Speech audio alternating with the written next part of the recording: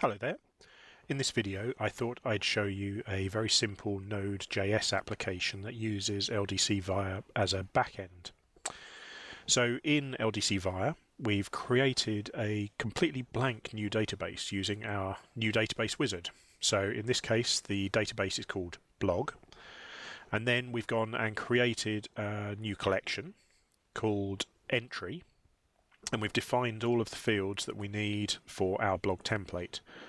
So when we go and view our entry data, you can see that we have title, tags, blog, created by, categories, and then a whole bunch of supporting other fields such as the created date and modified date. So it's a very, very basic LDC Via database that we're then going to access using a node.js application. For our node.js application, we're using Express.js, which is a framework for building node.js applications that includes routing and all sorts of other useful little features. And on top of that, for authentication onto our blog, we're using a framework called Passport.js, which allows us to authenticate using our Google Apps usernames and passwords. And then finally, for all of our interaction with LDC Via, we're using an npm package called Restler from Dan Wrong, which is a very good REST consumption package which allows you to get data, post data, put data, and pass authentication and everything else that we need along to it. And the end result is a very simple blog template. So we've got the title of the blog, we've got individual entries that we can open up. When we open an entry, we can put it into edit mode, and we can change the content, which saves HTML back. We can change tags, categories, and so on, and we can add new blog entries. So very basic, but functional. So how does this work?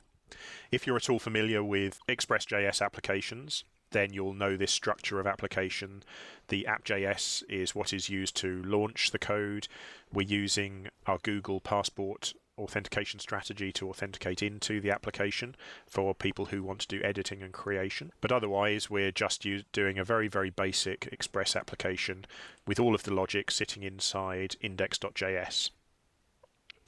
So when someone comes to the home page, for example, we're using Restler to simply go off and get a URL from the LDC Via API. So in this case, it will be going to eu.ldcvia.com/1.0/collections, and then the name of the database is blog.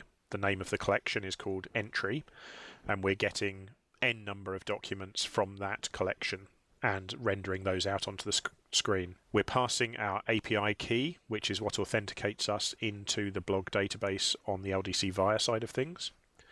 And that is configured in system environment variables in whichever platform you've deployed to, and I'll talk about those in a few minutes. Once we've got the data back, we simply do a render using the index.js page. We pass in the data that we want to display out to the browser, and index.js is a Jade layout which loops through the results and outputs an entry for each blog entry that is returned from the request. Similarly, we can page through data, so we can get the next page, we can get individual blog entries, all using exactly the same format.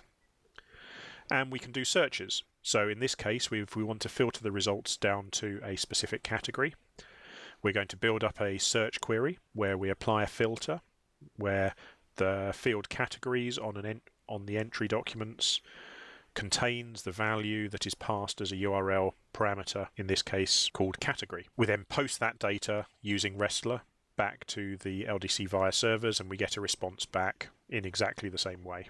Likewise with tag, it does it exactly the same way. We search within the tags field. And then finally, once we're actually composing a new document, we're using the /new URL structure. We put together all of the JSON that is going to get sent back to LDC Via. We put together a post JSON or a put JSON, depending on whether this is an update or an insert. And we send that JSON data back to LDC Via. And then after we've got the response back from the server, we literally just redirect the user back to the home page.